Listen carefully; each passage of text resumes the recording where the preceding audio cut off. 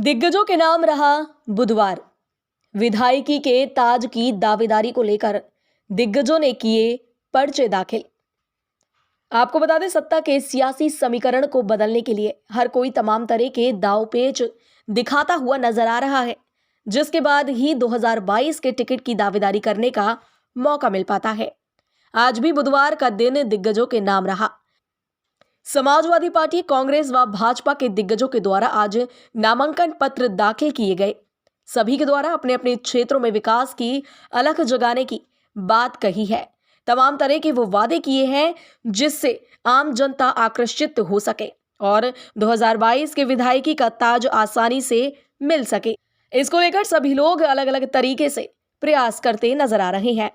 आपको बता दें, अलीगढ़ में पहले चरण में 2022 के चुनाव को लेकर पर्चा दाखिल करने में महज एक दिन ही बकाया बचा है, जिसको लेकर सभी प्रत्याशी पर्चा दाखिल करने के लिए अलीगढ़ के कलेक्ट्रेट में नामांकन पत्र लेकर पहुंचे। तो वहीं अपने समर्थकों को साथ ले जाने को लेकर सपा और पुलिस प्रशासन के बीच जमकर नोकझोंक भी हुई। वहीं दूसरी ओर पर्चा दाखिल करने के दौरान प्रत्याशियों के चेहरे पर गजब की मुस्कान देखने को मिली और सभी 2022 के चुनाव में जीत के दावे पेश करते नजर आ रहे हैं। भाजपा के शिक्षा मंत्री रहे संदीप सिंह के द्वारा नौजवानों को आगे बढ़ाने की बात कही है, तो वहीं दूसरी ओर कांग्रेस के द्वारा बेरोजगारी को मुद्दा बताया है। तो वहीं समाजवादी पार्टी के दिग्गजों के द्वारा महंगाई को जड़ से खत्म करने की बात कही है।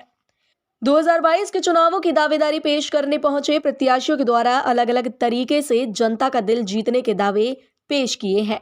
पर्चे दाखिल करने के बाद पत्रकारों से रूबरू हुए सभी प्रत्याशियों के द्वारा अपने आप को जीता हुआ प्रत्याशी बताया जा रहा है। लेकिन फिलहाल अगर बात कही जाए तो सत्ता की जीत की चाबी जनता के हाथ में मौजूद है। 2022 के चुनाव में सियासी ऊंट किस ओर करवट लेगा, यह देखना भी बाकी है। चौहान है, मैं कांग्रेस का विधायक प्रत्याशी 72 बरौली विधानसभा से बनाया गया हूं और मैं आदरणीय प्रियंका गांधी जी को बहुत बहुत धन्यवाद देना चाहूँगा कि उन्होंने मुझ जैसे कार्यकर्ता को, जो 15 साल से लगातार किसानों की, मजदूरों की, गरीबों की और छात्रों की और महिलाओं की लड़ाई को लगातार लड़ रहा था।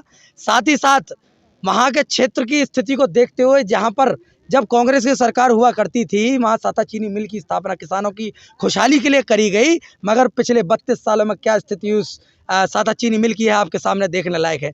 वहाँ युवाओं के रोजगार के लिए वहाँ कासिमपुर पावर हाउस जैसी बड़ी योजना और हैंड्स इंडिया जैसी बड़ी योजना स्थापित करी गई, मगर वहाँ भी कोई रोजगार प्राप्त नहीं कर पाया। मेरी सबसे पहली मैं युवा हूँ 30 साल का, तो मेरी ये सबसे पहली प्रायोरिटी होगी कि जो मेरी विधायक निधि होगी, यदि मैं विधायक चुनकर आता हूँ, तो मेरी क्षेत्र की जनता के लिए वो डिजिटल होगी, सबके सामने होगी और वो कोई भी देख सकेगा कि मेरा पैसा, जो मेरी विधायक निधि का पैसा है, जो उनकी जनता का पैसा है, वो किस प्रकार से किन योजनाओं में, विकास योजनाओं में खर्च हो रहा है। हमारा मैनिफेस्टो पार्टी का लॉन्च हो चुका है।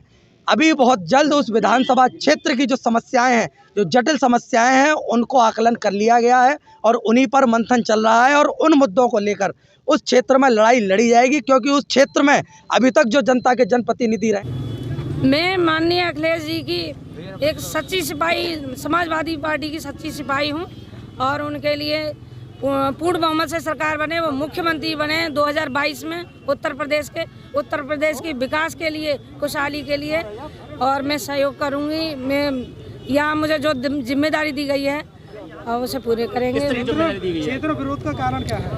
कोई कारण नहीं है, केवल भाजपाई लोग उत्तर यहाँ छर्रा विधानसभा में आप जाके देखिए, घर घर बच्चा हमें प्यार करता है, सम्मान करता है, केवल चंद लोग। आप महिलाएं किस तरह से कार्य करेंगे आगे, जो महिलाओं की बात कैसे? मैं हर समाज के वर्ग के लिए काम करूंगी और महिला सशक्तिकरण के लिए काम करूंगी। माननीय अखिलेश जी की विचारधारा को आगे बढ़ाऊंगी। वही यूनिवर्सिटी के ओल्ड बॉयज के द्वारा भी आप प्रदर्शन किया गया था, कहीं नहीं किया हुआ, सब गलत है। हो गया बीजे? हो गया। हाँ, आप आज नामांकन करने जा रहे हैं, क्या कहना चाहते हैं? नामांकन कर लो मुकेश भैया। देखिए, नामांकन करने जा रहे हैं। ये नामांकन इसलिए कर रहे हैं कि हम यहाँ से हमारा चयन हो विधायक के रूप में, कोल प्रतिनिधि, जनप्रतिनिधि के रूप में, और उसके पश्चात हम यहाँ इस क्षेत्र के लिए काम कर सकें, जो लोगों की अपेक्षाएं हैं, जनभावनाएं हैं, उसके अनुरूप कार्य कर सकें, शिक्षा की बात कर सकें, रोज़गार की बात हो और आपसी सबसे बड़ी महत्वपूर्ण बात है आपसी सौहार्द की बात हो।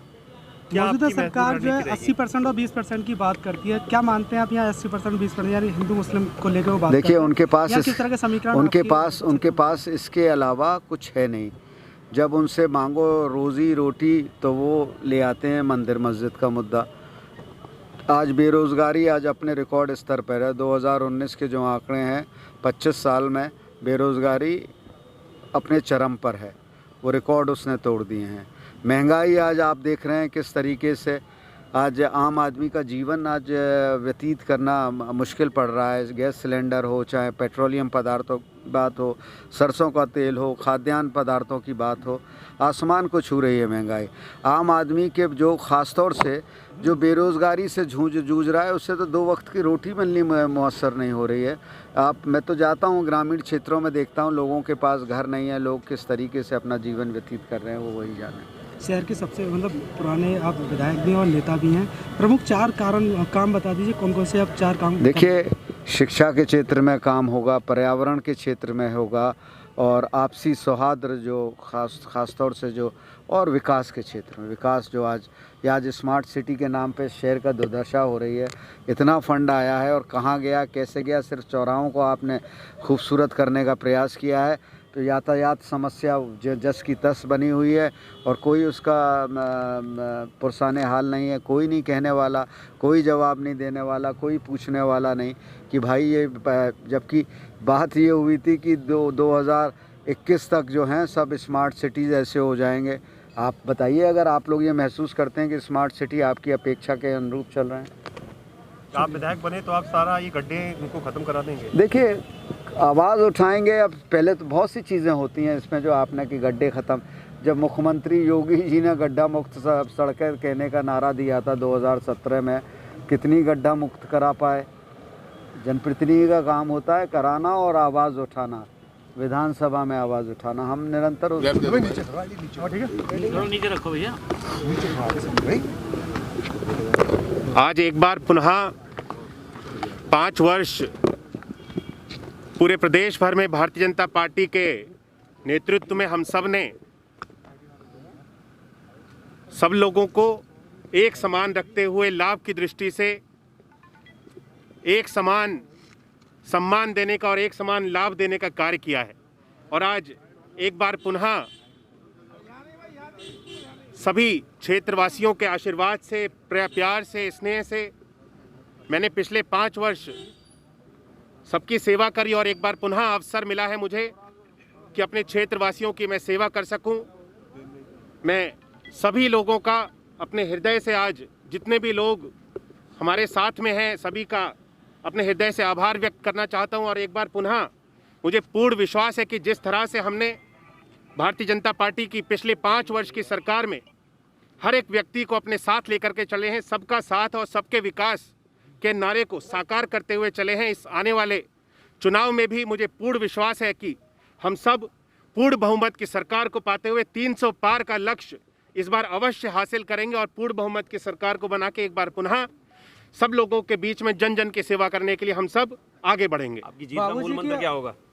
हर एक व्यक्ति को साथ लेकर के चलना, जिस तरह से हमारी पार्टी का मूल मंत्र है। बाबूजी भी यही कहते थे हमेशा। आज बाबूजी हम सबके बीच में अवश्य फिजिकल रूप में नहीं है, लेकिन बाबूजी के मार्गदर्शन पे, बाबूजी के बनाए हुए कदमों पे मैं आगे चल करके सभी लोगों की सेवा करूंगा। और हर एक व्यक्ति को, हमारी पार्टी का भी यही मूल मंत्र है, मेरी चुनाव को लड़ने का भी यही मूल मंत्र होगा कि हर एक व्यक्ति को एक साथ जोड़ करके जब तक हम नहीं चलेंगे, बिना किसी भेदभाव की राजनीति को से ऊपर उठ करके हम सब सर्व समाज राष्ट्रहित की राजनीति को जब तक नहीं आगे बढ़ाएंगे तब तक हम सब सफल नहीं होंगे। एक सवाल होगा कि स्वामी प्रसाद मौर्य के साथ कई विधायक भगदड़ मची थी भारतीय जनता पार्टी में। आज मुलायम सिंह की पुत्र वधू अपर्णा यादव भाजपा में आई है, क्या मानते हैं आप कि भाजपा ने घर में ही सनमारी की है? नहीं, आज नॉमिनेशन है जी जी जी, और मुझे उम्मीद है कि देश के यशस्वी प्रधानमंत्री मोदी जी, उत्तर प्रदेश के यशस्वी मुख्यमंत्री योगी जी के नेतृत्व में निश्चित रूप से उत्तर प्रदेश में प्रचंड बहुमत की सरकार बनेगी। तो क्या मुद्दे रहेंगे खास लेकर आज?